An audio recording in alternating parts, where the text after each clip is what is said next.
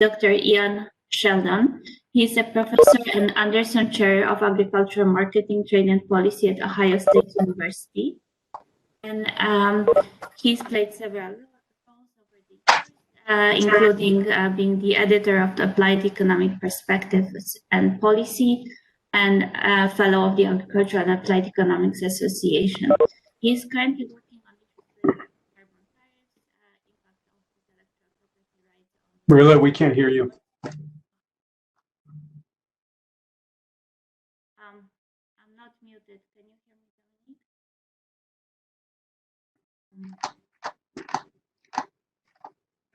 Dominique? I can. Marilla, yes. just speak loudly. Just speak loudly. Okay. Because I'm not muted, I can try to speak loudly. Shall we? Okay, let me start very briefly. I wanted to introduce our speakers. Can you hear me now, Dominique? Can you give me a thumbs up? Okay, perfect. I don't want you to miss out because they have amazing biographies and you want to make sure you can hear me. So I'm going to speak really loud. First, Dr. Ian Sheldon, as earlier mentioned, Professor and Anderson Chair of Agriculture, Marketing, Trade and Policy at Ohio State University. And he's currently working on issues related to carbon tariffs, impact of intellectual property rights on US seed exports, and a number of other issues related to trade policy and trade in agricultural products. He's going to talk about food systems from an international trade perspective. Our second speaker, Dr. David Zuckerman, is a Robinson Chair at the Department of Agriculture and Research Economics at the University of California, Berkeley. And again, a distinguished speaker and writer who writes for both professional journals and general public, and who aims to integrate economic theory to real-world problems in both developed and developing countries. His talk today will be on food system from a developing country perspective.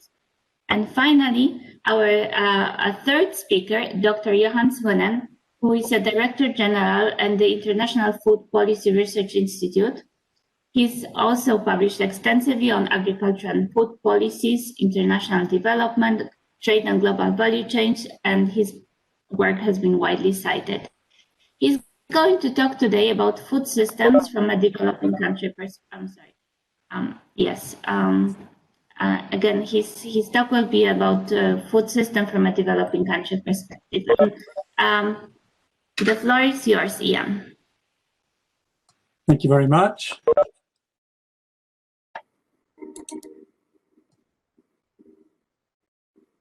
Okay, Dominique, you can see the slides okay? Great, thank you. Well, thanks very much for the introduction, and I appreciate the invitation to speak on this panel today.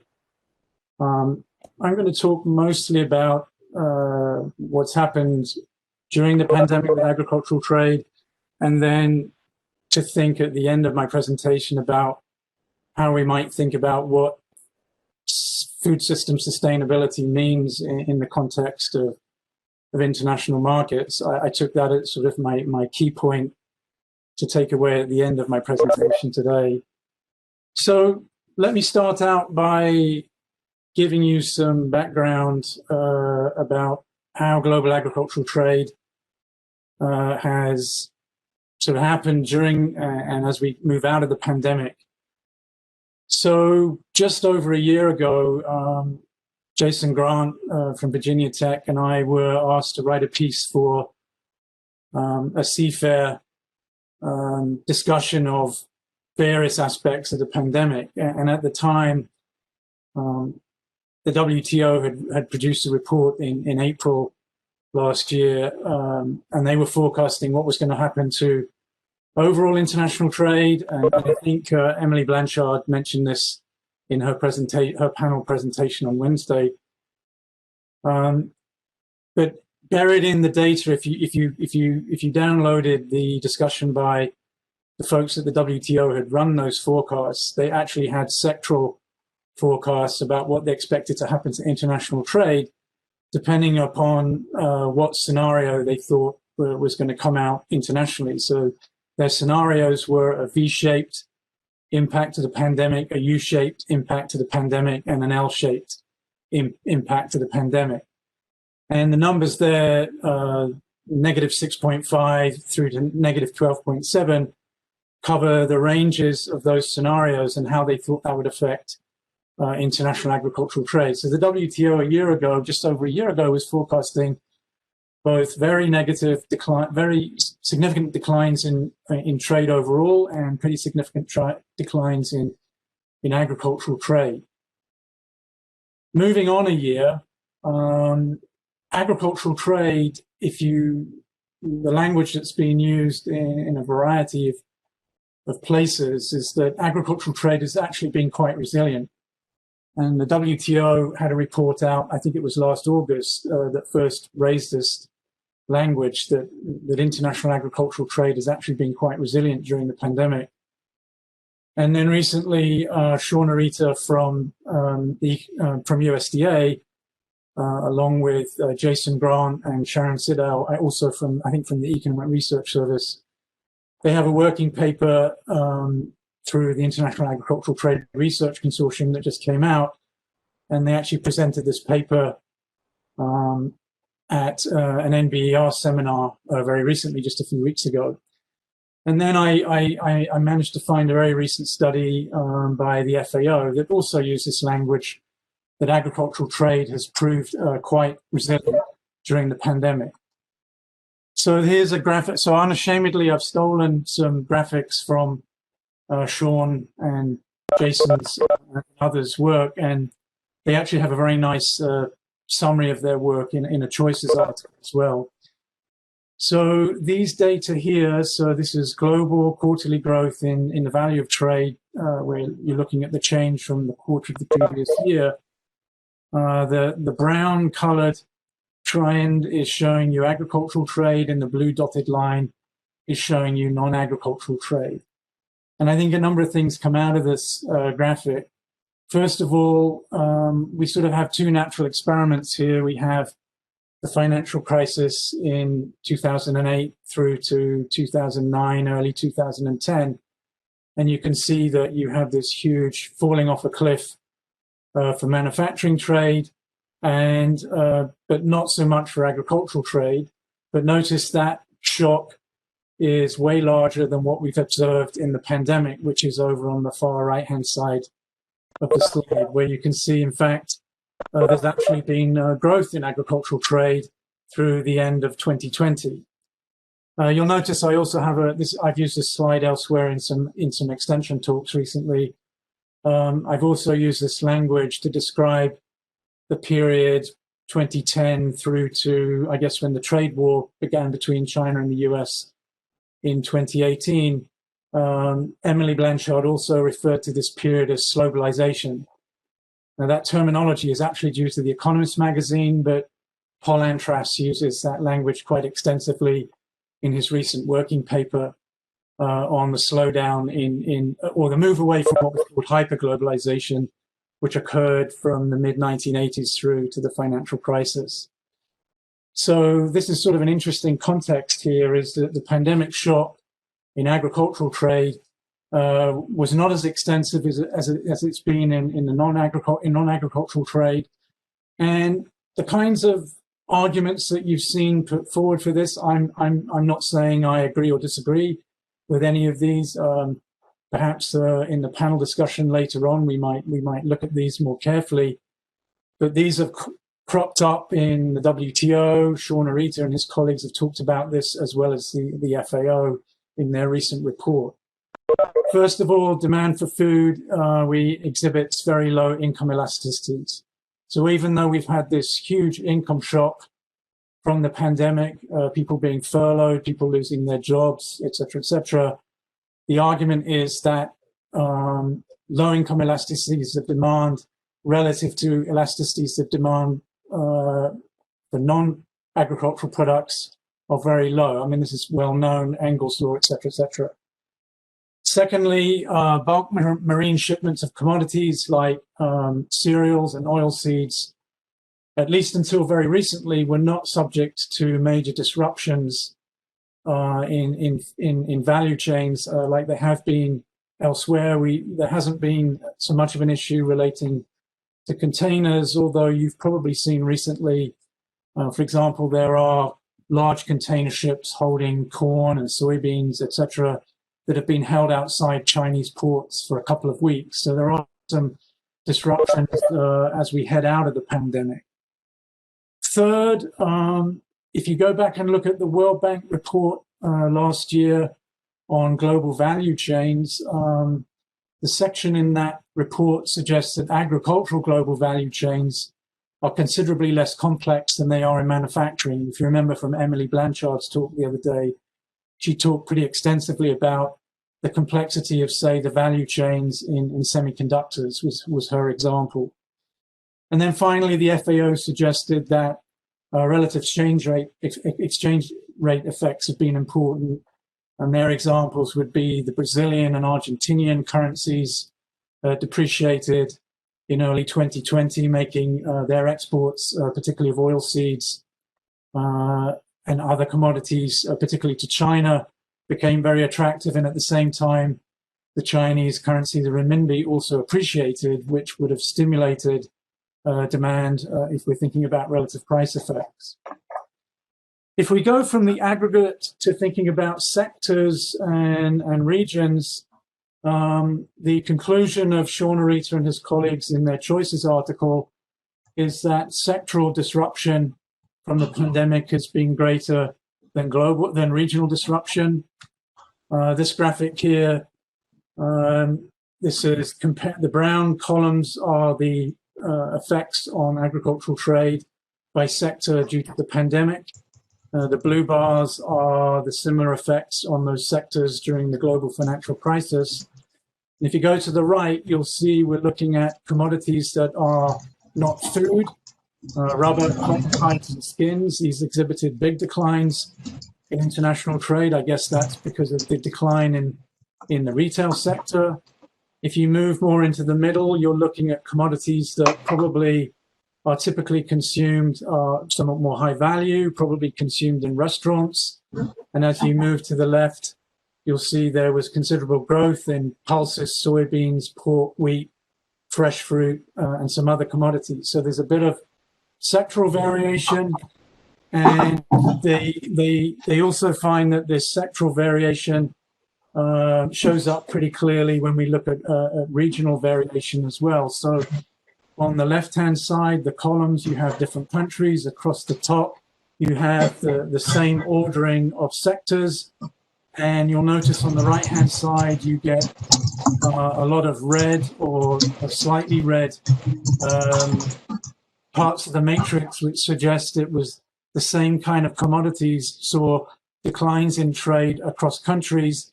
Then if you go over to the left-hand side, you'll see a lot more green box, which would also support the argument that it's mostly been sectoral variation that's been important in terms of the effects of the pandemic. Ian, you have 5 minutes left. Thank you. So it's important to understand that there have been other factors affecting international agricultural trade over the last year, 18 months. If you look at the numbers, this graph is pretty revealing. Just look at those right-hand blue columns. You'll see that's the total growth, both in percentage and billions of agricultural trade. And then right next to it is the column for China. So China's import demand has dominated this growth in international agricultural trade during the pandemic. And this is because they've been rapidly rebuilding their hog production capacity after African swine fever wiped out nearly 40% of their production capacity over the last few years. So in 2020, pork and oilseed imports by China were pretty dominant. And then we've seen big increases in corn and coarse grain imports as we've moved into 2021, with pretty significant impacts on both nominal and real food prices. This is the most recent data from the FAO. So we're starting to push up in 2021 towards where we were back in 2008, 2009, during the food price crisis. So this is a pretty significant increase in prices, largely driven by what's happened in China. Now, at the same time, the US and China signed this thing called the Phase 1 Trade Agreement. And in 2020, China met about 64% of its commitments on agricultural imports. And through April of 2021, had met 87% of their import commitments. But I would argue that's mostly been driven by this demand shock due to rebuilding their hog production capacity. The important point is that the measured trade disruption due to those retaliatory tariffs that China implemented mostly against soybeans in 2018, that trade disruption that Colin Carter and Sandro Steinbach wrote about in their NBER paper in 2020, a lot of that disruption has probably been reduced, particularly as the US has gained market share in oilseeds. But I think a question that you might want to have at the back of your minds, which I asked at the NBER seminar a few weeks ago, is without this feed demand shock, to what extent would Chinese imports have been managed? This was essentially, those commitments were a form of managed trade under the agreement and were potentially would have been quite trade distorting. And Rob Feenstra and his co-author, Hong, I can't remember her first name, I apologize, gave a very interesting NBER paper again last year, where they calculated the import subsidy equivalents that were implied by those import commitments by China. So this is my last slide, so I'm nearly done. So this is where I sort of want to leave people as they think about sustainability of agricultural trade post the pandemic. I'm involved in a huge NSF project here at Ohio State that's all about sustainability. So as a trade economist, I've been learning a lot about what sustainability actually means, or how it's defined. And so I thought, I wrote up a bullet point here. This is just my idea. You can shoot it down if you want. But I define sustainability of agricultural trade as the ability to maintain and access global supplies, minimal price variance, subject to binding natural resource constraints. And this essentially uses a mix of what's called weak and strong sustainability concepts. And we can talk about what those concepts are in the discussion if you're interested. But it also raises the question of how broad is our concept of economic welfare. And Arrow and his colleagues wrote this amazing paper in 2012, where they broadened the idea of welfare away from just income to wealth, and wealth would also incorporate not just physical capital, but would also, and natural capital, but would also include human capital and health capital. And that sort of defines some of the discussion of the sustainable development objectives. So I want to leave you with some of the key factors that I think might affect future sustainability of international agricultural trade. First, and I tried to alert you to this, is the severity and impact of production shocks, such as the African swine fever outbreak.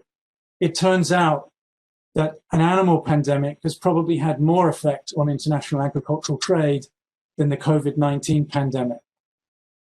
Secondly, we need to think pretty carefully about the structure and behavior of firms in global value chains. I think the heterogeneous firms literature gets you a long way to thinking about the role of firms in international trade, but I'm not sure that model does a very good job of, say, describing the structure and behavior of firms, say, in international trade in oilseeds, which is not just dominated by the US and Brazil and Argentina, but is dominated by a very few large multinational corporations. Third, I think trade policy choices, as always, are going to be very important in meeting this objective of sustainability in agricultural trade. And if you followed this, you'll know that in the early stages of the pandemic, a number of countries implemented export controls, particularly on wheat, rice, and corn or maize. Most of those were lifted pretty quickly. But I want to I think we kind of dodged a bullet on that one in the pandemic relative to what happened during the food price crisis. And I want to remind you of a paper that David Laborde and Will Martin wrote back in 2012, which was discussing the Doha round. where they made a really interesting point about there were two tensions in the Doha round. One was about market access and one was about price insulation. And I don't think we've satisfactorily thought through that issue. And I remind you of a fantastic paper that Christophe Gouel gave several years ago, where he talked through how many developing countries have no choice but to insure themselves against high food prices by using trade policies. And I remember my colleagues at the International Ag Trade Research Consortium absolutely horrified at his paper. But I don't think we've ever satisfactorily resolved that issue when we haven't resolved it. The future of the multilateral trading system matters. I'm happy to talk about this in any panel discussion. We've got to resolve the WTO dispute settlement problem of the appellate board not being able to make judgments on appeals to panel rulings. Finally, and this relates back to this issue of natural resource constraints, we need to think about the role of trade in adaptation to climate change. And here I refer you, of course, to the seminal paper by Costa and his colleagues in the JPE in 2016, which suggested that most adaptation would come through changes in production rather than changes in international trade. And then a follow-up paper by, again, Christophe Gouel and David Laborde in 2017, which was quite critical of the Costa et al. Paper, and they found much larger adaptations through international agricultural trade to climate change. So I'm going to finish there. I'm done. I'm sorry if I took maybe a couple more extra minutes, but I think I've laid out a few things that we can discuss in our panel discussion later on. So thanks very much. Thank you so much. It was worth the extra few minutes. We appreciate it. David, you could, Ian, you could please stop sharing while we transition to David's presentation. I wanted to remind everyone that they can post their questions in the chat. And we'll have a discussion of the three papers once they all have been presented. So please feel free to start putting your questions to either a particular presenter or to all of the panelists if you prefer. Thank you.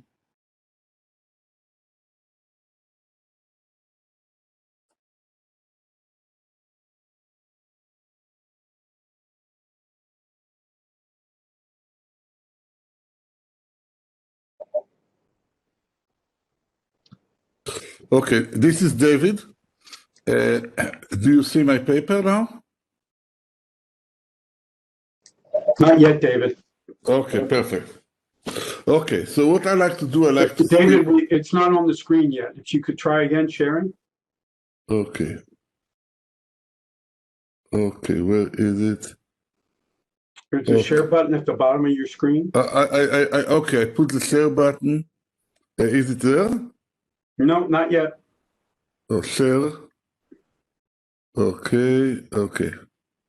There we go. Okay, perfect. Can you go to full? Okay, perfect. Okay, great. Okay, thank you, David. Okay, wonderful. Okay, so this will be a theoretical paper that is a totally different approach to supply chain that I think is appropriate to what's going on, at least in reality, that I'm familiar with. It's motivated by the work that I did to consultant to about several companies like Shell, Mars, BP, and others, when they asked me to help them in economics, and I asked them, what do you care about? And they said, the only thing we care about is how we design supply chain for new product. And it's a different type of modeling. Hopefully, we will be adopted. It will be adopted to the profession, maybe not. And I start with a static model. I speak a little bit about some of the implications. And the reason that I brought it here, because I really think that if there is one organization like GTAP that is really dealing with modeling and as a futuristic look, unlike most of economics now that is much more become a quantitative history, can really use it and make a difference. Now, the basic point is that that we have to rethink economics to understand the mechanism linking innovation and consumers. Now, economic theory was formed when agriculture was the dominant industry. Therefore, the natural model was perfect competition.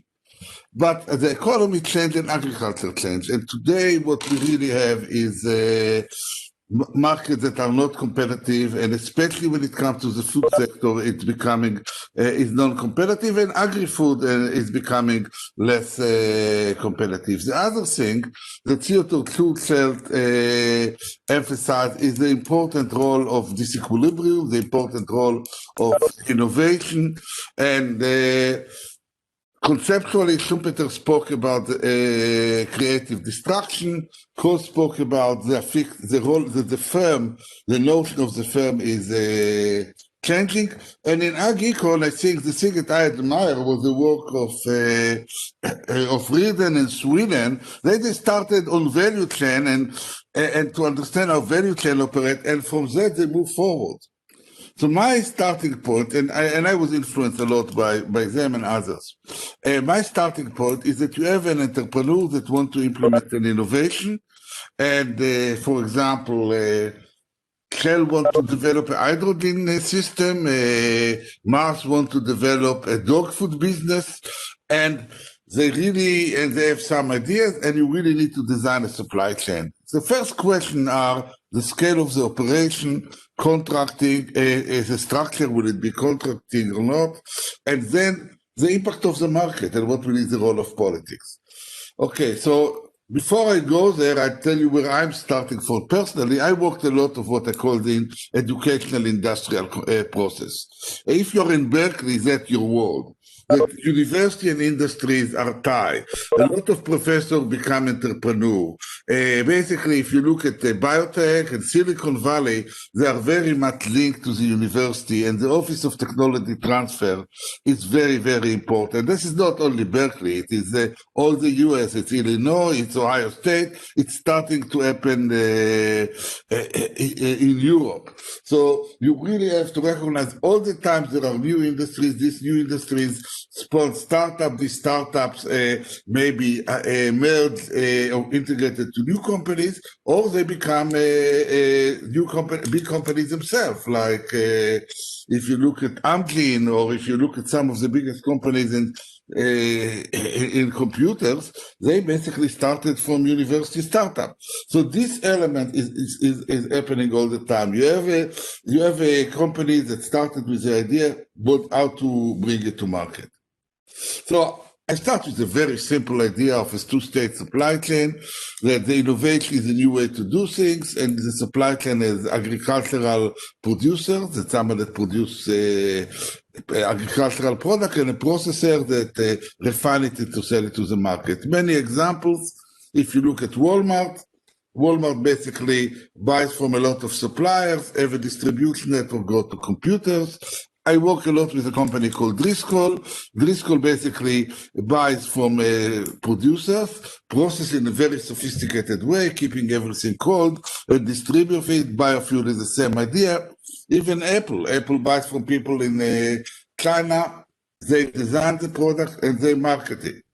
Now, I think that almost, if you look at the livestock sector, that's the way that it operates. So I think that's the way that simple operate. Now, I wouldn't basically present the model, but the basic idea is that if you have a company that starts to design a supply chain, they maximize revenue, which will be quantity type price. They have to allocate how much they produce in-house versus buy from others. They have processing for cost of producing internally and externally.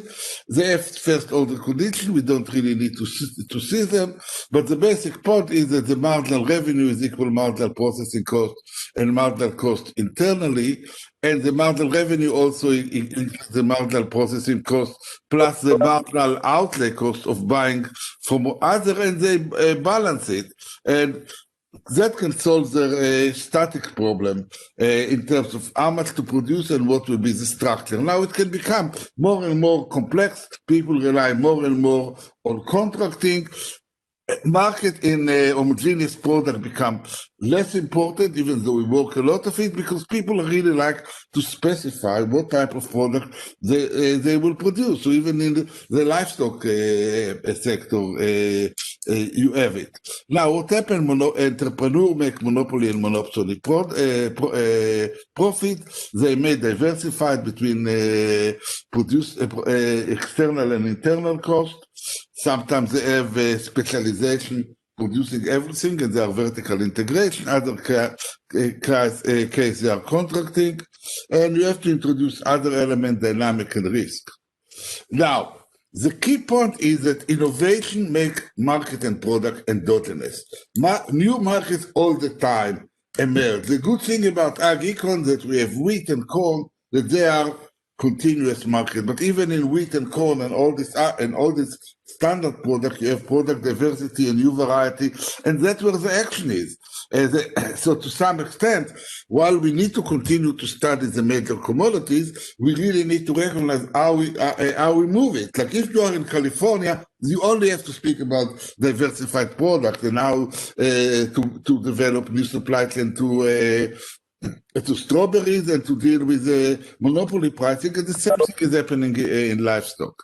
So the net effect is sometimes you have middlemen that a company make market charge a lot, both from higher price of monopoly pricing and producer pricing. Now, Rich Sexton, I think, really developed mechanism to quantify it with his paper with Zhang, and I use it quite a lot, because realistically, you really have to look at the complete supply chain and realize that things are not so competitive. Obviously, as I said later on before, you have later on, you will see that you have a monopolistic competition and market evolve, but these are the basic structure. Now, there are a lot of alternative institutions that we need to understand.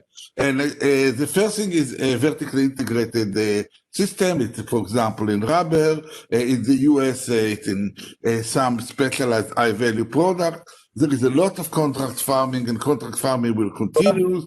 Then you have companies like that are, like in California, it's huge, that you have a company that have a farm that is a nucleus, and a lot of other producers that are working on it and its plasma. And then you have companies that sell to cooperatives. But when you start to think about vertical farming, when you start to think about a lot of modern system, this will be the type of operation that you may have. Like I would see product like strawberry, blueberries, lettuce, and other growing on top of supermarkets. I will see that there will be different type of wheat that will be that companies eventually will grow in a different way. So this element where the integrator tell farmers exactly what we want to do will something is the wave of the future. Now, what are the main constraints? Credit and capital. Do we have the human capital? That is very important. And another thing, do you have credit? So a lot of time, companies will basically leave everything, all the production to contractors. That's an example of Tyson in order to expand the marketing system. You have risk diversification. The nice way to call it now is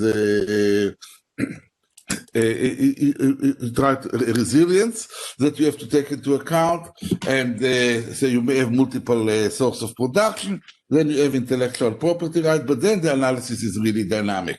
Again, you can develop optimal control model with all the conditions, and the static production at each period is the same, but you have another dynamic condition that when you invest, the value of the discounted net value of marginal product has to be equal to the marginal cost of invention, and the dynamic of supply chain is very, very important. So now, if you look at it, the key element of a dynamic of supply chain is that you move over space among markets. If you look at McDonald's, they start at two stores where they refine the product and they move from one location to another. And in every country, they have a different structure and a different type of product, even though the same ideas are the same. So, for example, in McDonald's, they generally try to buy the land and to own at least in the US, the store, and they have subcontractors that manage the store. Every company have a different model. Sometimes they use their own capacity, sometimes they use their partner, but the diffusion over space is very, very important. So to some extent, the innovation literature and the diffuse literature are very important in designing a market. The other thing is transition towards competition. When you have an existing product, other people will say, "God, I can produce the same thing differently," and that will what will put the price down. You can see it in agriculture in many areas. Now, I know quite well the confectionery market, and I really see how all the time you have imitators or that look at what someone is doing and producing a supply chain to compete, and on the other hand, companies that move with a new product. So to some extent, that is very important. Another thing is economists we don't know and we ignore. And to me, that's the most important part of a lot of business operation is supply create demand. No, there was no iPhone or there was no personal computer before Steve Jobs. So marketing is really crucial. So you estimate demand a lot of time, you develop a marketing strategy through hedonic pricing, and you change consumer preferences. I saw it in my lifetime in different areas. Avocado. The market for avocado was designed by 4 or 5 people 50 years ago, and they failed many times since they using Andy Dickinson to promote it. Kiwi fruit, many other things. So you think about a new fruit and product and you develop it. Organic farming. Basically, there was no demand. There may be about two people that worried about organic, but people created it. So to some extent, we have to recognize that the link that markets are endogenous to supply, to innovation and supply chain, and a lot of time demand is created. So of course, you can estimate demand curve inherently, but someone needs to take this demand that is implicit demand and make it implicit. Now, this needs to be incorporated to our modeling. Not tomorrow. Think about it. We are 20 years old, and I'm an old man, but there are young people. What would they do 70 years from now? Play the same model that they play now, but we really need to think about it. So it comes to me to the role of a GTAP. To me, you really need to develop modeling of sector with non-competitive behavior. To need to recognize that you need institutions that accept market, contract, vertical integration. You need to introduce it to the model. You need to have a dynamic behavior with market structure change. You need to have and you need to quantify it. Now, I'm part of the World Food Summit, and what I realize is that the only thing in economics that they really care about is the quantitative models of people that do GTAP. The rest of the stuff we throw opinion, but they really would like to see how we move from innovation to supply chain, how we can manage better GMO. What do we think about the future of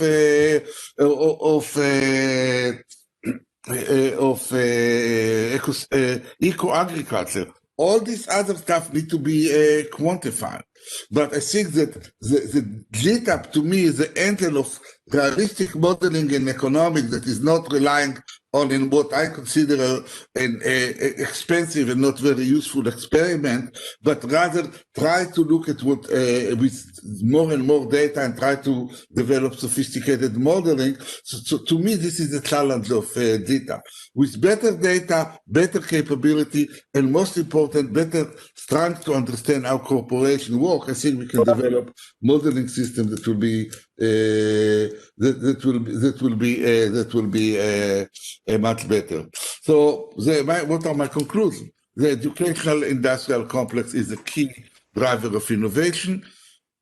Agriculture is more privatized. We need to understand the movement from innovation to supply chain to realize that markets are endogenous, that innovation creates market, and to be able to help people to create new market. And the importance of credit and finance and risk management is very important. This is one area that I wish I knew a little bit more, which is finance, because to some extent, all what we do in economic is done by finance, and I think the GTAP should be a tool of finance, because when everything's said and done, if I work a little bit with financiers, they really want to look at profitability and they need models. And these models are very important, not only for policy, but to allocate money. And the other thing that society, the biggest challenge is how much monopoly prices power you tolerate. It's useful in the short run, but in the long run, it can be a disaster. And so obviously we need that we need to invest in data. You need to invest in beyond the farm gate, and I really think that understanding how supply chain evolve should be probably a bigger challenge for economists and GTAP. I could speak a lot about beer, but I think it's better that it will move to Yo, who knows better than me. And thank you for the opportunity. Thanks. Thank you so much for a very succinct and fascinating discussion of the complexity of the food market in developed country like US and the guidance to young people of GTAP and not so young as well. So over to Johan. Please share your slides. Thank you. And just a reminder, please feel free to put your comments, questions in the chat. Hello, I'm no. Okay, so I'm going to share, hopefully, there we go.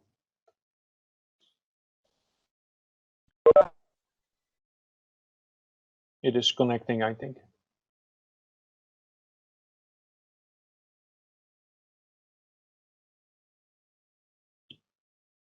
It's looking good, Yo. Just go to full screen, I guess, yeah? Yeah. All right, so this is my final slide, so let me just go. So you see me going fast through the slides? Yep, too quick. We can't catch up. Okay, good. Anyway, in the beginning. Hello, everybody. I was just thinking when David was talking and Ian, this is probably the first time I'm talking to the so-called. It's not a pure academic conference, but a reasonably academic audience, I would say, in a year and a half, I guess. And so it is. It's kind of nice to be back, if you want. Okay, after what's been a quite tumultuous year and a half at IFPRI. So when I was listening to, I actually saw Ian's slides first, and then afterwards I saw David's slides as well. And basically the question, I wanted to put a bit of more emphasis on food systems, okay?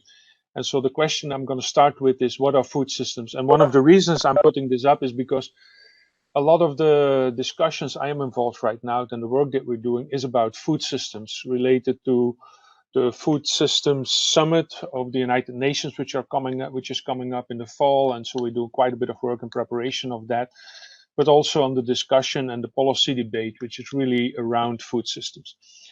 So one way of looking at it is, this is related to what David just presented. So, and this is where I have done a lot of work with until a year and a half ago on looking at the supply chain and looking at the value chain, if you want, and how this relationship between the different agents in the value chain are working or often are not working. So a lot of my work has been trying to understand what happens if some of these arrows are not working very well, and how is that affecting supply and demand in our models and in our both domestically and internationally. And so what David referred to on the value, on the finance, I mean, a big problem is obviously that when you look at the input suppliers to the farms there, agricultural credit is often a problem in developing countries. And so the financial problems related to that arrow will affect everything else which is happening in this value chain. So that's how I thought about food systems, if you want. But then if you see what the discussion which is currently going on globally, it's much more complicated. So this is, I'm going to just show you some pictures from taken from different websites and reports. This is from the Food System Economics Commission, which is currently working on following up on the Eat Lancet diet discussions. And so you see, this is what they think is all part of a food system. So it's basically part of it is economics, but there's also climate action, geophysical and climate impact, all kinds of things going on in the food system for them. This is from the high level panel, and you see these are all the factors which are part of the food system as they look upon it. And so a big factor there is sustainability, and also things like aspirational issues, situational issues. Diets are very important there. This picture is from the FAO, okay, and also here you see it goes way beyond supply chains. It looks at all kinds of different things, including ecosystems, soils, climate, etc. And this picture is from the CFS, also an international framework, and so also there it's a very complex system what is concerned when they think about food systems. Okay, so this is, and so the problem as an economist when I first started looking at these things is like, whoa, so how do you start analyzing this thing? So everything, this is a typical example of everything depends on everything, and so it's very hard to use our models and our framework to address some of this. And so I think what economists are good at is to basically separate some of the issues and say, okay, let's focus on this particular relationship. Let's analyze what's the impact. But the whole discussion which is going on now is way beyond this. And so you have all these people and institutes and organizations working, trying to build models which include economics, but go way beyond economics. And so to look at these various, all these different mechanisms, different interactions, okay? And so the question is, what can we contribute to that? And so, and also can we help to get better understanding about these mechanisms which is going on, which people are, whether we like it or not, people are doing these things. So the question here, I think for us is, let's try to be as useful as possible to contribute to good answers. In the latest Global Food Policy Report, which is an annual report that IFPRI publishes, this is the, if you want, the flower that we are using. So these are the 5 types of outcomes of food systems that are considered to be desirable. One is health, which is strongly related to nutrition. Okay, something which, well, there's a number of people in our profession who look at nutrition, but in our supply and demand functions, we typically think of not so much about nutrition, but more about the quantity of food or even the quality. But it's really an important element in the food system. Resilience, inclusiveness, so we would link that to income, poverty, etc. Sustainability, this is strongly linked to environmental externalities, etc. And of course the efficiency. Okay, and so if the whole discussion is very much about bringing in these different other aspects of a supply and demand function, so how they affect nutrition and health, resilience and sustainability, and how can we bring this into, and these are very much part of the policy discussion. So I think it's important for economists to make a contribution here in our modeling as well. I'm just going through a couple of slides here to show some of the things that on the developing countryside, which is going on. What we've seen is that since we've had massive reduction of of hunger and malnutrition over the past 25 years, really until 2015 roughly. So these are data from FAO. And so you see that there's been a turnaround in the prevalence and the number of undernourishment worldwide. There's a number of factors behind this. And so one of them is the slowdown in economic growth. So you can see it on the right-hand panel here. The sub-Sahara Africa numbers have gone down very significantly, negative again in the last panel. And this is correlated with the growth in hunger again.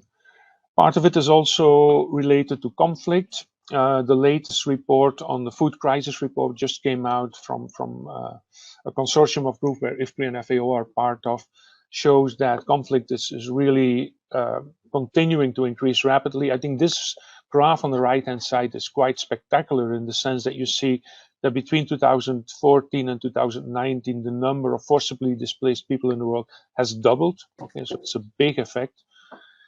Then, of course, climate change matters. We know that here's the right, and this is just an indicator. The average global temperature, what's called anomaly, is kind of diverges from the average, from the expected temperature. And you see also that has increased very significantly over the past decade. No surprise here. I'm sure you all know that.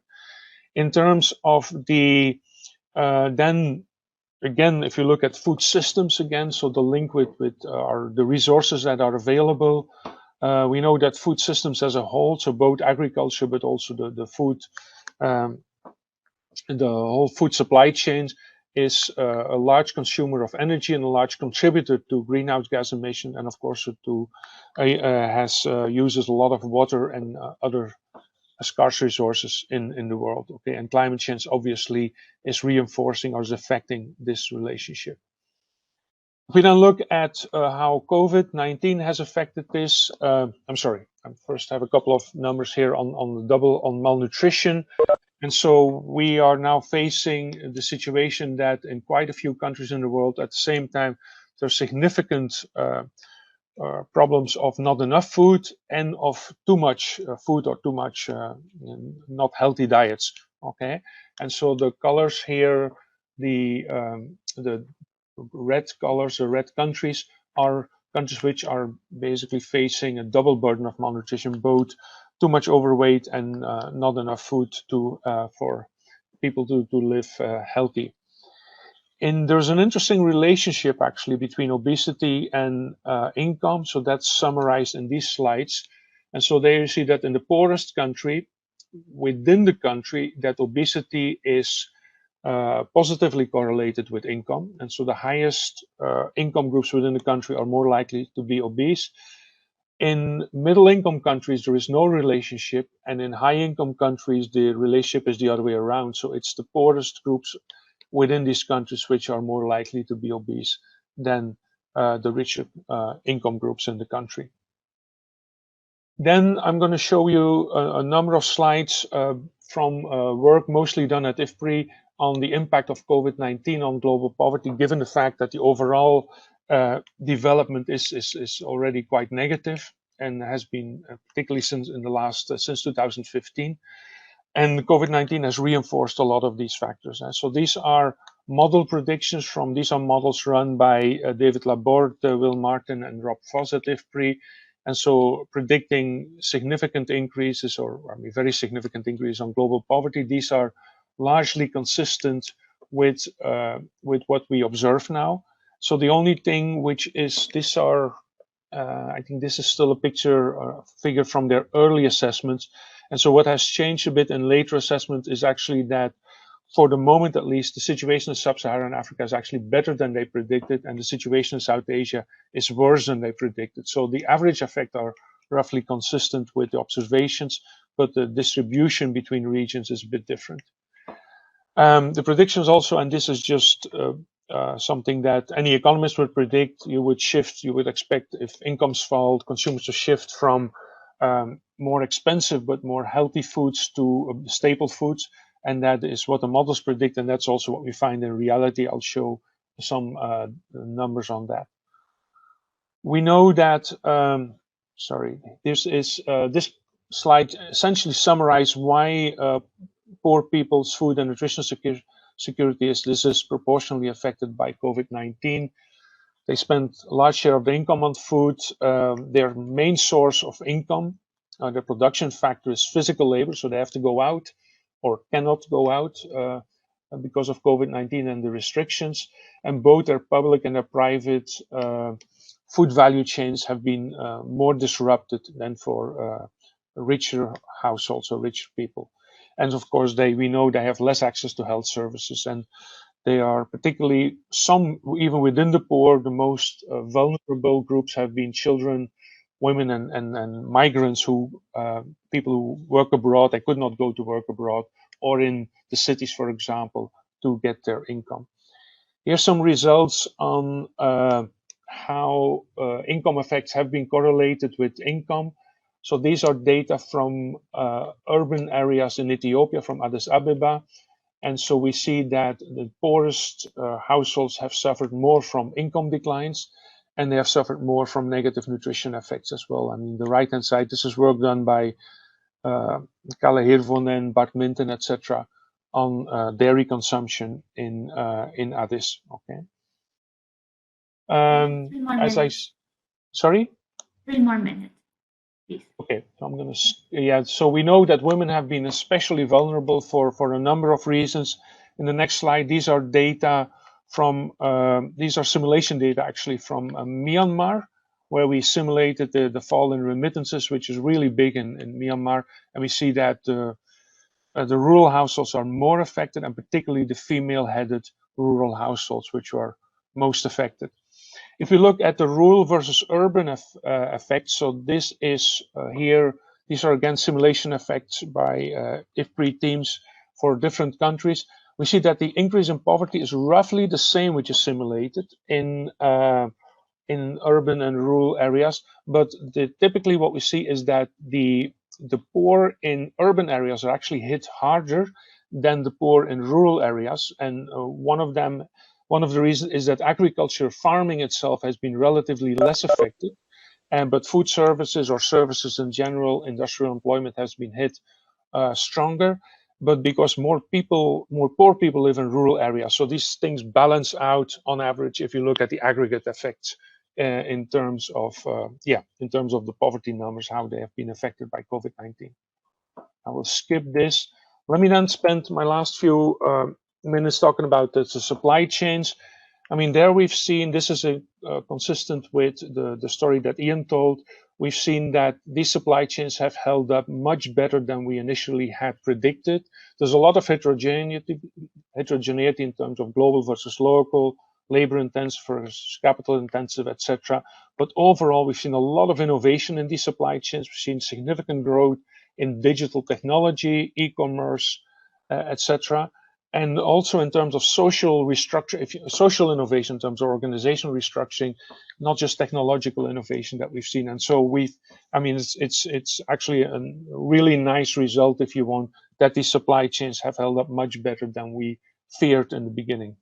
And so this data is from Myanmar again, and so this is based on survey data there. So we asked, okay, how are you affected, the rural household, in terms of various factors that have affected you? And there you clearly see that the disruption effects have been much less important than the income effects, so the demand side effects on the food market, if you want, in terms of income loss and job losses. Okay. Let me then end with, I'm going to skip these things and this one as well. This is these are very new data, and this is data that, again, Will Martin and David Laborde and Rob Voss and their teams are doing on, it's called Repurposing Agriculture Subsidy Project together with the World Bank. And so they're trying to estimate with their model if really what the impact is of current agricultural subsidies on sustainability, on greenhouse gas emissions, and on diets. Okay, so that's the food system picture there, both on the nutrition outcomes, the health outcomes, and on the sustainability outcomes. And essentially, typically what they find is if you just cut all the subsidies, it doesn't have all that much effect in terms of diets or in terms of climate change. You really need to do different things. You need to spend the money on, for example, on research and development, etc., rather than just cutting the subsidies. Okay, I can tell you a little bit more on this thing, but it's really exciting work. It's very important work if you think about food systems and the sustainability of it going forward. Let me stop here, and I'm happy to answer questions. Thank you.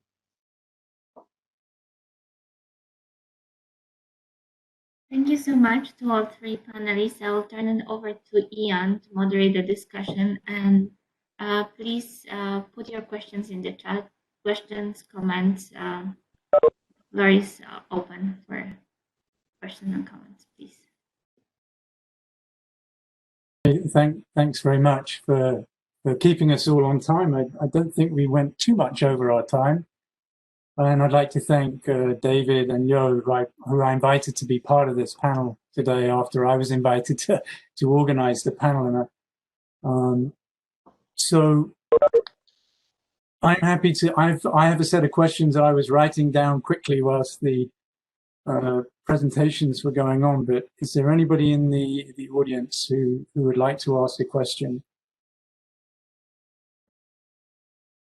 Okay, whilst you're still thinking about that, I'm going to ask David a couple of they're linked questions, really. You know, we heard a lot of stories early on, certainly in the US, David, about, you know, meatpacking suffered some pretty significant breakdowns early in the pandemic. Mm. And I see there was a story in the New York Times this week that farmers are grumbling that that meat packers are now extracting rents from them in a monopsony type setting, although that's something we've heard about for 30 odd years in the United States. So I guess my broad question is, how did domestic value chains perform in developed countries during the pandemic? And, you know, sort of looking outwards, how do you think firms in the value chain, you know, you talked a lot about innovation. What kinds of adaptations, innovations do you think are going to be introduced by the firms that you were talking about to, and this goes back to what Emily was talking about, Emily Blanchard was talking about diversification, increased inventories, et cetera, how these industries going to adapt? Mm. Look, I think you see a lot of interesting adaptation in the pandemic. One thing that people are using the term in business is pivoting. That a lot of that, what the companies like Walmart was really a big winner from the pandemic. They realized that they need to have a much stronger digitized system, and they need to have a system, because people cannot come to the supermarket. You have to move. You have to move it to them. So the two big changes that supply can have in the US but elsewhere is increased use of computer and increased system of delivering food at home. And I think things like this will continue. I think if you look at the companies like Uber Food and others, they were growing like crazy. Supermarkets that reach to consumer were working very well. Another thing is, it was amazing how fast, within a month, farmers and food suppliers totally changed their strategy and their packaging. Hotels was a big client of farmers, of food intermediaries. So the first thing that happened, that hotels sold their food to different retail stores, and suddenly you start having total redirection of food product from what I can call institutional distributor of food, restaurant, hotels, toward the supermarket and directly to home. So I really think that you can really see that the strategy is to move forward toward the new sources of income, and to be very flexible with finding logistics that will help you. Another thing that I really think that one of the key elements is the logistic sector.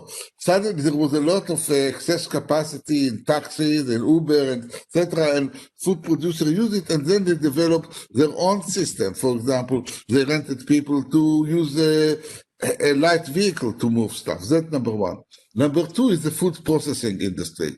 The food processing industry was in real trouble. Now, the one thing that helped them was that they got power from the president to really to enforce people to come to work. Still, a food processor and a meat processor, they change the production system to increase distance and automate. And I think that you can really see much more increased automation in food processing. Now, if you ask me what will be the biggest thing that I see in the next 10 years in U.S. agricultural food systems, I think digitization and especially automation. Automation will come from three reasons. Number one, the pandemic. You really don't want to have a meat processing facility that will have issues of workers. They are afraid of liability. So that's number one. Number two, computerized systems are much improving, artificial intelligence. Number three, minimum wage, and number four, the regulation on migration. So I think even though with democratic government, you see less of it. So you can see a lot of automation, and that's the reason that you see that already before the pandemic, there are a lot of companies that invested in automation of agri-food system, and I think that that will be something that continue.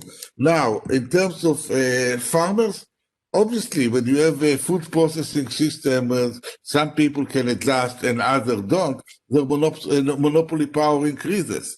And generally speaking, we will always have this complaint because companies like Tyson and others have some sort of monopoly power. Now, we don't see this monopoly power very well because they find a lot of ways to hide the extra profit that they make by higher salaries to executive and others. But every time that they improve the system and they get more profit, they gain some power. And as I said before, our challenge is how you, on one hand, encourage innovation within this organization, at the same time allow new players to enter to the system. So I think that farmers will continue. I think that they are a lot of time justified, and I think that sometimes it's difficult to look at the data because what companies call cost in reality are extra rents. So that's my question.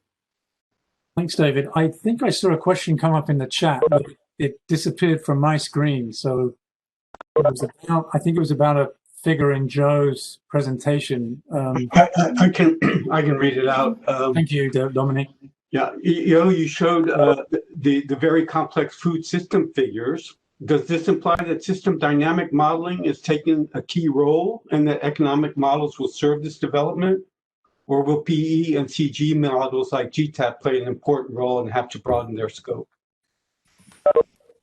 Yeah, it's so I'm not personally involved in the modeling, but what I see is that there's quite a lot of modeling going on right now, and that so these things are happening anyhow, right? So I think what we can contribute, the better we can help this modeling efforts by using good models, if you want, and good interpretation of the models, the better, because otherwise people are going to do it anyhow. And so quite a lot of the modeling is coming out of the climate change literature by non-economists, and so I think they are linking up. What I find, I'm a member of the Food Systems Economics Commission, where some of this modeling is taking place, or at least the modeling I am personally involved in, is that there's almost like and I'm talking, so maybe this is exactly right audience to talk this, so they can tell me I'm wrong, but the feeling I had is the more complex of the model is, or the more bigger you try to do the whole systemic analysis, the simpler the scenarios become, because they can only analyze, like, for example, we're going to grow with, I don't know, by 8%, or we're going to grow 0%. We're going to do away with all the subsidies or nothing. And of course, what we're interested is, that's also what I told Will and David and Rob when they were doing the analysis at the end, what I talked about. Okay, what you're interested in is, okay, what are the actual choices that policymakers are facing? And these are typically not these big scenarios, but they're interested in specific policy issues. And so the question is whether to what extent these big system models can help on the policy side. Mm-hmm. I'm not sure if that's a full answer to the question, but I raised more questions maybe than I answered. Mm-hmm. So do we have any more questions in the chat? Mm. Okay, can I continue? Yeah, jump in. Yes, I was very much involved in all the biofuel debate, and I am very much involved in something called the hydrogen highway modeling. And I think that dynamic modeling like GTAP, that is not very detailed, but as dynamic for 20 or 30 years is really important. Because we don't do it, it's done by the national lab.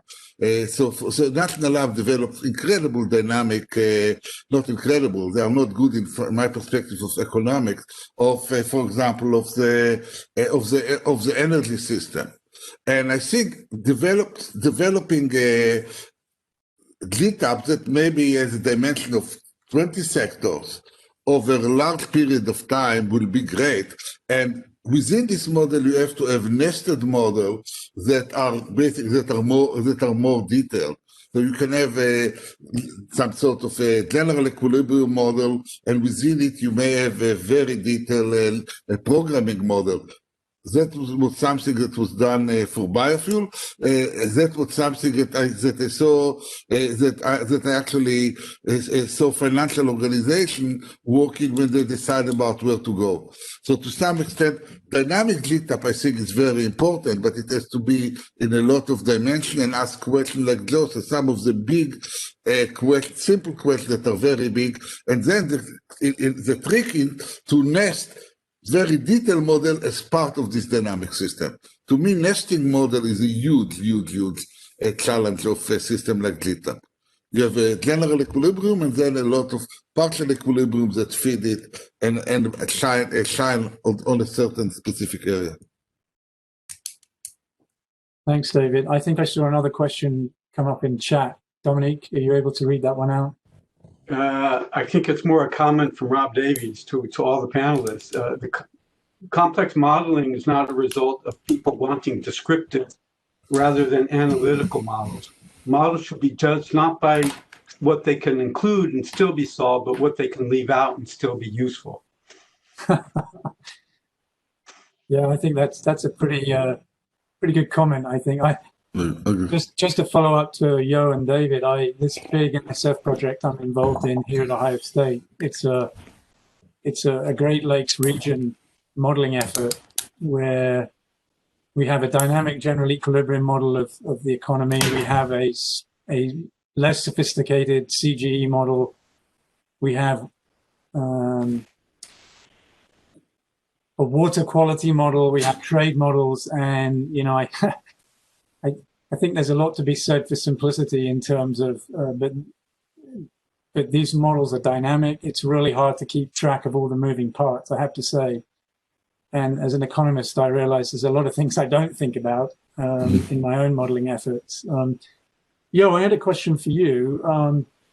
I get Farm Doc from Illinois every day, tells me what's happening to grain prices. I don't really follow grain markets, but I talk to farmers, so I like to know what's going on in the markets. And it does look like prices are softening a bit, because it looks like the Chinese maybe are now actually slaughtering hogs because they've adapted very quickly to rebuilding their.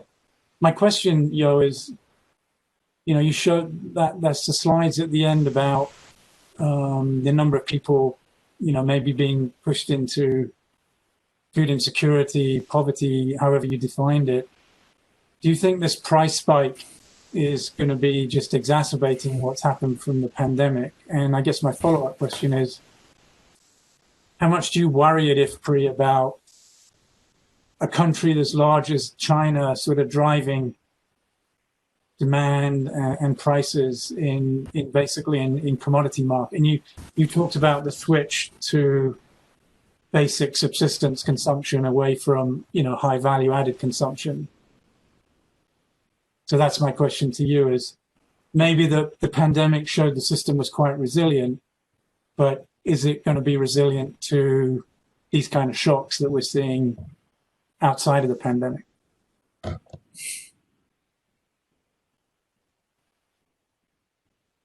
I got to be careful what I say now. I wrote a paper in 2009, I guess, or 2010, arguing that everybody who was complaining or arguing that high food prices were bad for poverty and for the poor were arguing that low food prices were bad for poverty and the poor 5 years earlier. So I try to be consistent here. So so I think, well, that's still valid. Okay, it's still the same point, right? The thing is that a lot of poor people are farmers, and a lot of poor people are therefore benefiting from higher commodity prices, agricultural commodity prices. On the specific issues of the price increase right now, there is a blog out. Actually, it came out yesterday or the day before, I think, by Rob and David at the IFPRI website. And I think if I got it right, the title is "Food Prices Are Rising. We Should Be Concerned but Not Panicking Yet." And I go through the different arguments why. And so I think that's a general thing. So it's something to keep in mind, or basically definitely keep and focused on, but it's not something that you should start panicking. Of course, different countries are affected very differently. I understand the big factor is also some of the vegetable oil sectors which are affected, and of course, depending on your diet, that may affect you more or less. Yeah. I wonder if I might have a question, Ian, because you said that you are happy to talk about the future of multilateral trading system on the panel.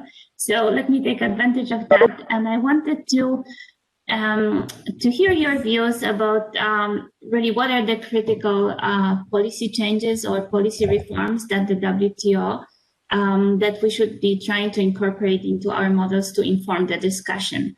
I know there's been a renewed focus on agricultural subsidies, but I wonder, what would be your advice to us modeling those developments at the multilateral level to inform policy discussion? Thank you. Yeah, the paper that I've just finished, basically my conclusion, and it's mostly about the US shifting to bilateral power-based bargaining in trade agreements. And my conclusion is that the very things that I think stimulated the previous administration, and in particular the views of the previous US Trade Representative, Robert Lighthizer, the focus on intellectual property, investment agreements, and most importantly, subsidies. And by subsidies, I'm not talking about agricultural subsidies. I'm talking about what some folks in the trade law literature call China Incorporated, which is this idea that you have this interesting relationship between the party and the state in China, where very opaque methods are used to give Chinese state-owned enterprises and other firms subsidies. And the problem I have with the US-China Phase 1 trade agreement is there's no mention of subsidies at all in that 90-page document. And fundamentally, I think since China joined the WTO the last 20 years, the US in particular, and other countries, the EU and Japan, have tried using traditional instruments like anti-dumping duties, countervailing duties, to try to deal with that issue. I think we've reached a point where the WTO needs to. So one of the problems with the Appellate Board is the Appellate Board has been doing what it shouldn't be doing. It's been, instead of interpreting the rules and making judgments, it's been making rules.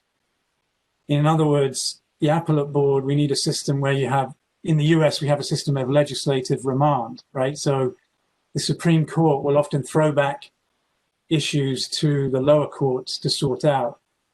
And I think the problem is the Appellate Board it's been guilty of judicial overreach, but it's been guilty of judicial overreach because members of the WTO are not at the negotiating table figuring out the new rules that should be in place in the 20 years on from China joining the WTO.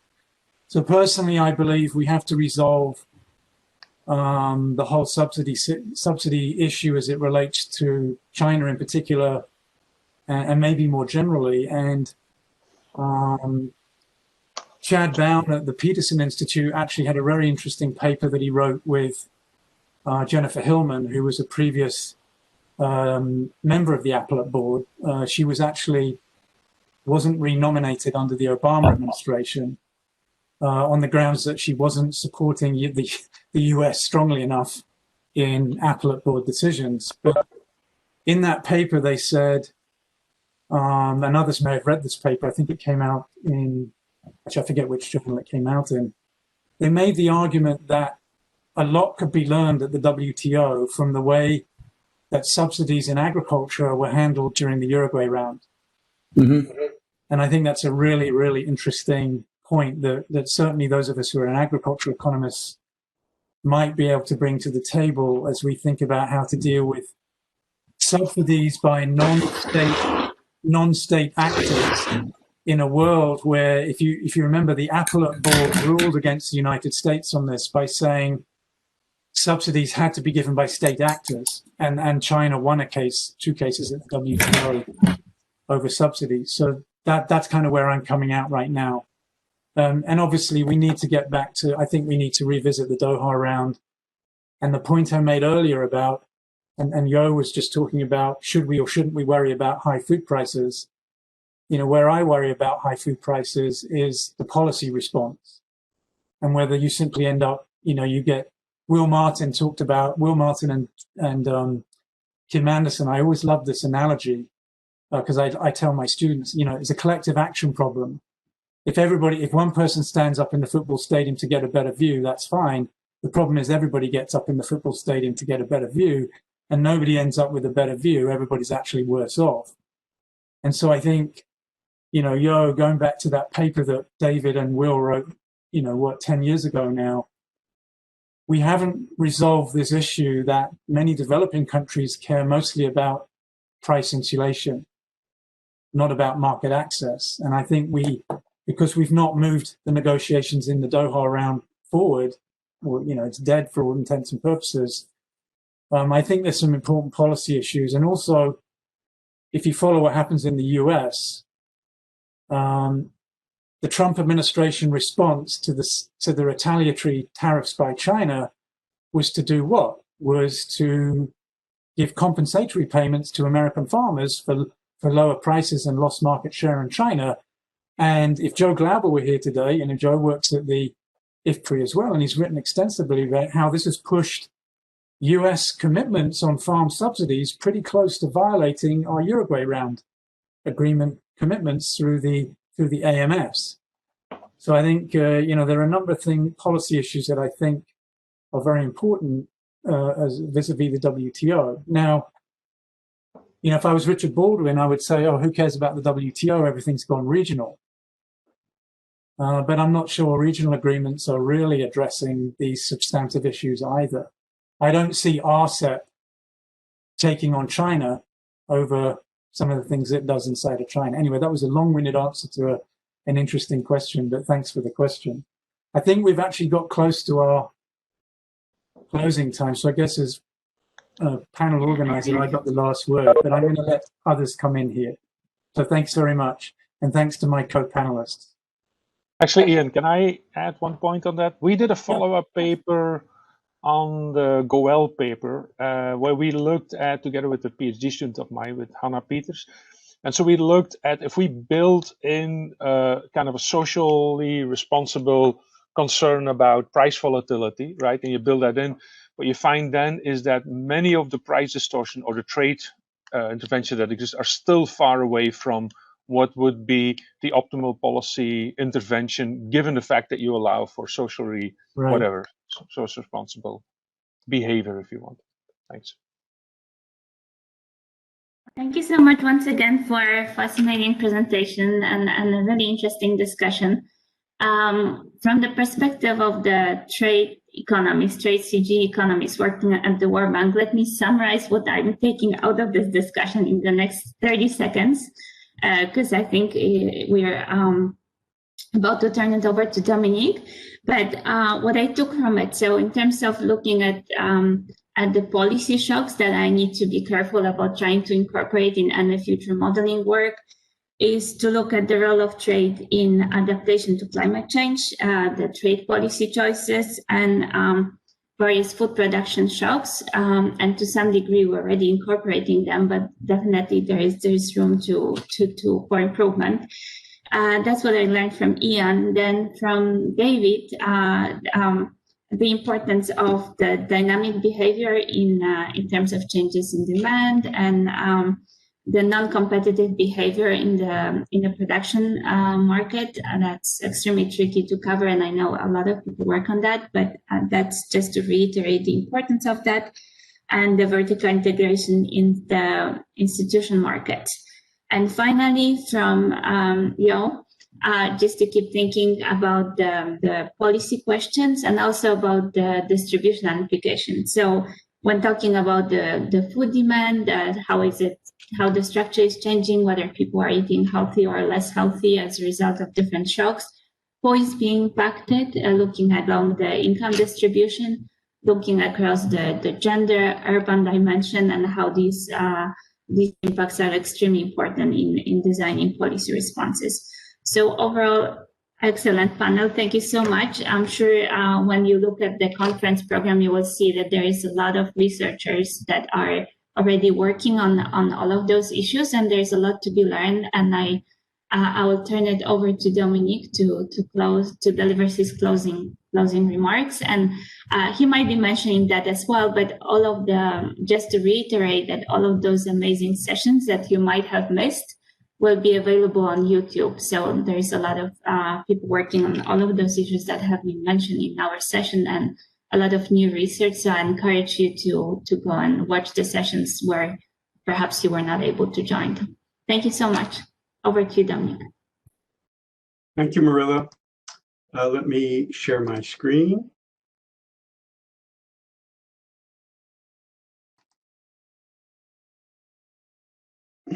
Is it visible? Not full screen yet, but you don't see it now? Now it's perfect. Okay, good. I'll try and keep this relatively short. Europeans want to go get their beer. Us in North America probably want our lunches, and the Asians probably want to go to sleep. So let me just say a few things. Let me start with the thanks, because that's something we normally leave to the last, but I want to get through it pretty quickly. First of all, we didn't have plenary speakers last year since we kind of moved quickly to convert from on-site to online.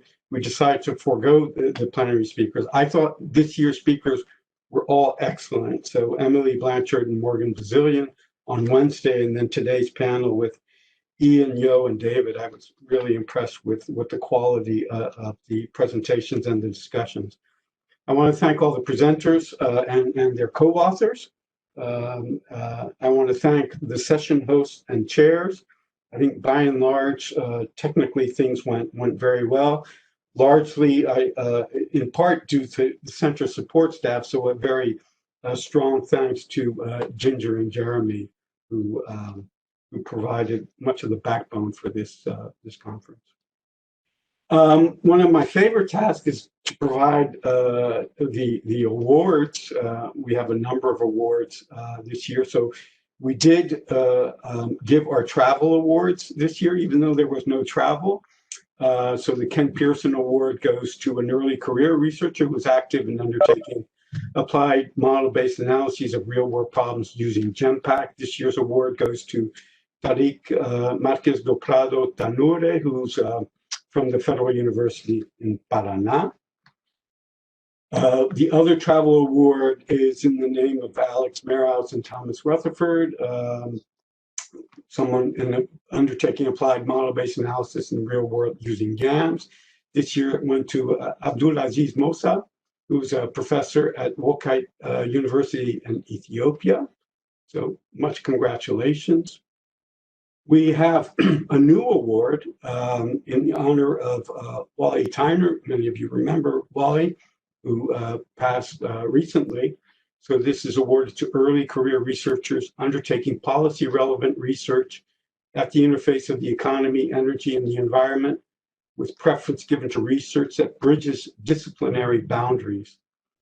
This year, we had two awardees, Socrates Majun, I'm hoping I'm pronouncing that right, who's at the University of Nairobi, and Yue Wang, who's an economist with the New Zealand Forest Research Institute.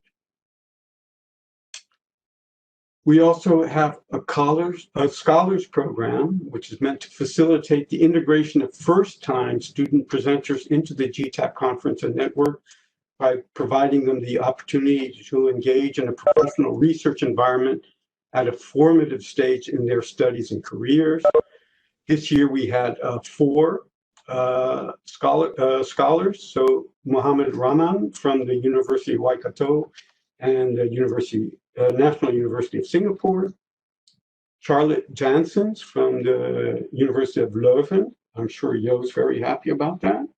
Guilherme Cardoso with the Federal University of Minas Gerais in Brazil, and Samantha Wirtz from the University of California, Davis. So the competition to David's department.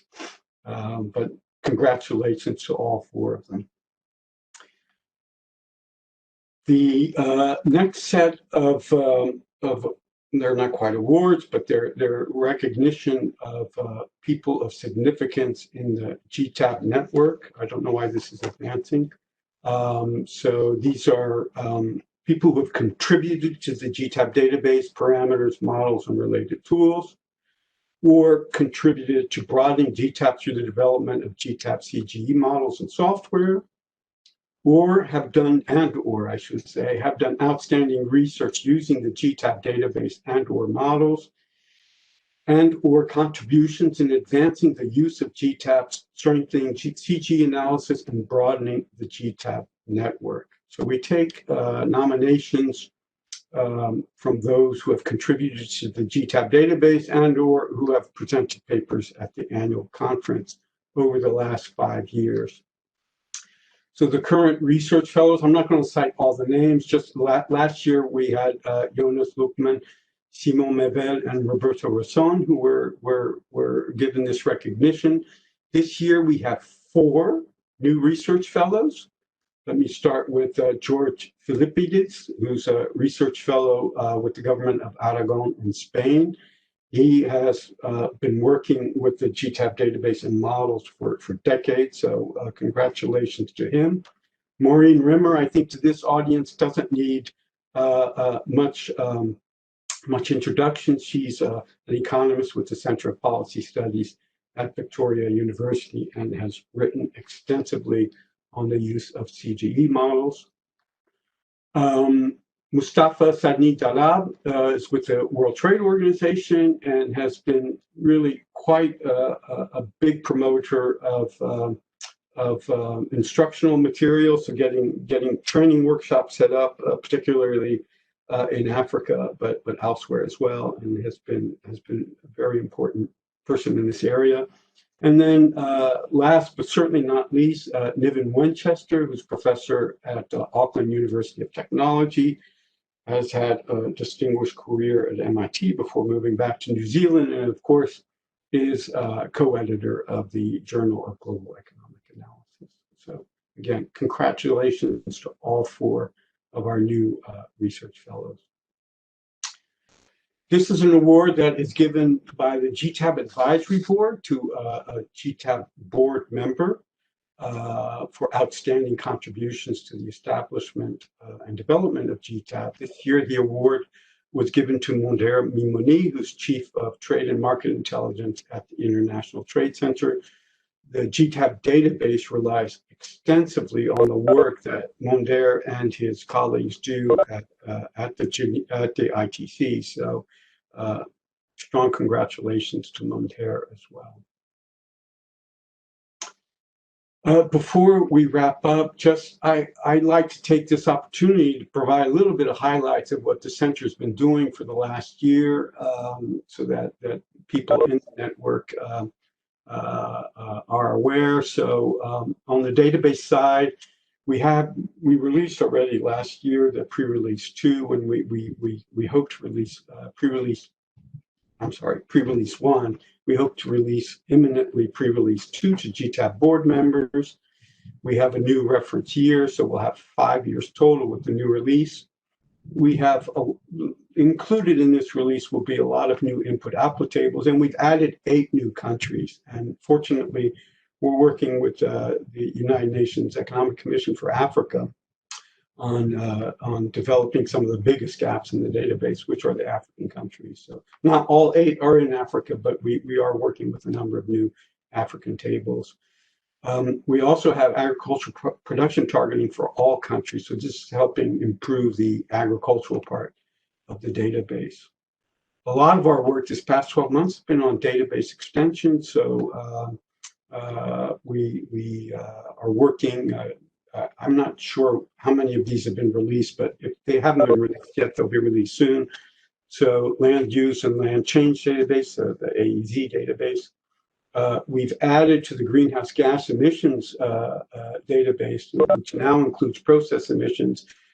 This came up in a number of sessions that I was involved in. So I think this will be of great interest to everyone working on climate change.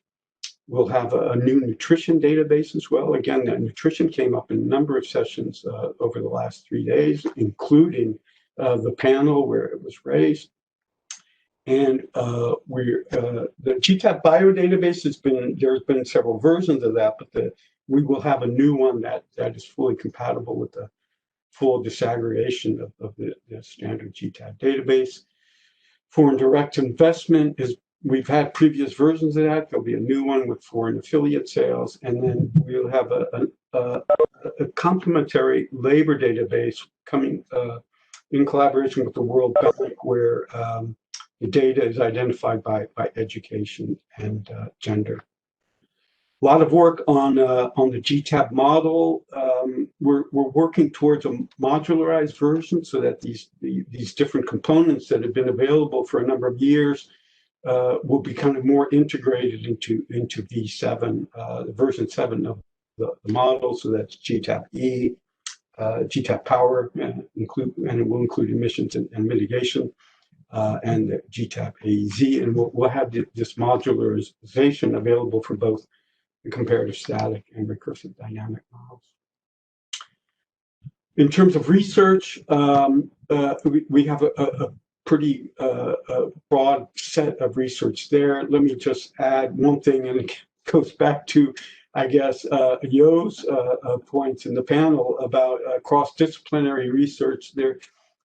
That's expanding quite rapidly at the center, in part in collaboration with Tom's project, GlassNet.